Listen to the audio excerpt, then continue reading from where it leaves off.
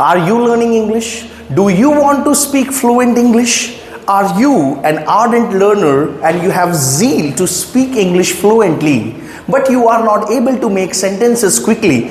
You can understand very well, but the problem comes across you when you try to speak quickly, you get stuck, you get fumble, and you are uncomfortable to make sentences. You are watching Wisdom with Anthony. So today we are going to discuss the problem, and I will be giving you the best possible solution of the problem that we will be discussing further. That is, if you are very slow sentence maker or you have problem to make sentences very quickly, so after this class it won't be a problem for you, but you need to practice and follow up whatever we are going to discuss today. Let us get started. So, sometimes we want to speak English, and sometimes you can say if you are a basic learner or you are an intermediate category, or you can sometimes belong to even advanced category. Sometimes it becomes the problem of each one of us that we are not able to speak fluently. But here in this video, I will be focusing on the basic learners, those who have just started learning English and they are at their initial stage. Don't skip the video, just wait, watch it complete, and let the words, sentences come to you. You must have seen that you want to speak quickly, but you don't get words. Sometimes you go very smoothly and suddenly you get a break, you get stuck. You need to look for the words, your brain searches for the words, and you are not able to speak quickly. Or obviously I can see. I have very simple solution for that. First of all, if you are a beginner, go with the simple sentences. What I mean to say simple, small sentences. Let me let you know what I mean to say. Suppose you want to, I play football, I go to temple, I learn English, we eat pasta, she prepares meal, I look at the clock, I am getting hungry, there is something, I can hear some noise. Small sentences, not very big, not typical, don't make the things complex for you. You know why actually the problem is occurring or happening? Because we want to be very fluent and we want to add up and mix up each and everything very quickly. This is the basic problem, that we don't want to focus on the small things, simple things. You know, when a baby learns a language, inadvertently it is learning language. It doesn't focus on the grammar, it doesn't focus on other things. What does it actually do? It keeps learning inadvertently, not deliberately. Very simple sentences sometimes it forms, like you can say simple verbs. Rest of the verb, rest of the sentence, the listener has to make himself or herself understandable or comprehensible. I mean to say, if a baby is asking for water, it won't ask the complete sentence, I want a glass of water. It just keeps saying water, and understand. Everybody can understand that the baby is asking for water. I need water. In beginning you can make this sentence. I play football. Very well, very good. Go with very smooth, simple sentences. Now there are two benefits. Very first benefit that you are going to have, that it will boost up your confidence because it is coming out smoothly. You are not making the things very complex for yourself. First of all, I'm not talking about the listener. Let me talk about you as a speaker. When you are speaking it, when you are speaking with very small sentences, you are expressing yourself. What is going to happen there? It will boost up your confidence and you become comfortable. You get motivated by that. How? Because you're speaking small sentences. You are making the conversation interesting. Small sentences with having a smile on the face. Very small, very small. The smallest part that I can say. No need to add up any conjunction, any other clause. You can go with simple. All in all, I mean to say, go with small sentences. Now, second point, that okay, if you are at the beginning level, you are making small sentences and you are comfortable that you can put your nose into any conversation and the conversation purpose can be completed and you can bear the fruit in your conversation. It means that your conversation is fruitful. You are a confident speaker. Second thing, the second steps come. Now you can add up in the same sentences little bit phrases. Phrases means some words. For an example, I play football every day. I yearn for pasta, or I eat pasta at every weekend. She learns English every single day. I watch a movie on Sundays. So what is all these sentences? I make very small sentence because I know if I make the things complicated for me and for myself, it is going to disturb me. It will break first of all my confidence, and if I am not comfortable, how can I make others comfortable or confident in the conversation? They won't have any further eager to listen to me. They will break the conversation, they will leave it, and on the spot, spontaneous, the barrier in the conversation comes, and that brings the lack of confidence that you may not go further. And second simple thing, let me let you know, when you are sitting alone, what you all can do, just look at the objects and think about and make the sentence by your own. By your own means alone. You are alone and you are making sentences. This wall is painted with white color. Wow. The board, some words are written on the board. I have one marker in my hand. Today I made 50 sentences. I practice English every single day. I am a confident speaker.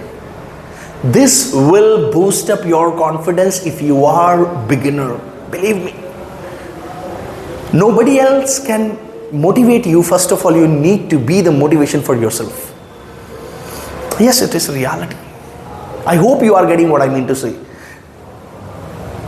When small sentences are getting bigger, it is simply you can relate it with, for an example, that if you are in a gym and if you are like lifting a dumbbell of 2.5 kg, and then you are able, after 1 month, after a couple of months, you are able to lift 5 kg weight. So that is easier for you, comfortable for you, and even comfortable for your muscles. It also has muscles. Let it be comfortable for English. That is why our tongue is not obvious to make long sentences. We get stuck, we make mistakes, we get fumble. We want to just lift up a 20 kg dumbbell or a 25 kg dumbbell without lifting even a 2.5 kg dumbbell. It is not possible. Now, sir, I am in the trend, I am in the habit of making small sentences. Afterwards, what can I do? Best thing, repeat the same sentence. For an example, I come across a word, you can say wall, okay. I can see the wall. Repeat that again. I can see the wall. I can see the wall. I can see the wall. The wall is painted in white color. The wall is painted in white color. The wall is painted in white color. Suppose one word you learn today. It can be any word. If I am okay. Exaggerate. Exaggerate. I am not exaggerating. I am not exaggerating. I am not exaggerating. Exaggerating means to say something bigger than actually it exists, or to show greater, right? It is called exaggeration. You learn a word, you make 3 sentences, you repeated the sentences, you come across the pronunciation, and what will happen actually, your tongue, the muscles of your tongue will get habitual of that word and it starts giving you the word obviously. In this case, actually what is happening, it is boosting up my confidence. It's giving me that power, that courage to speak and to go fluently.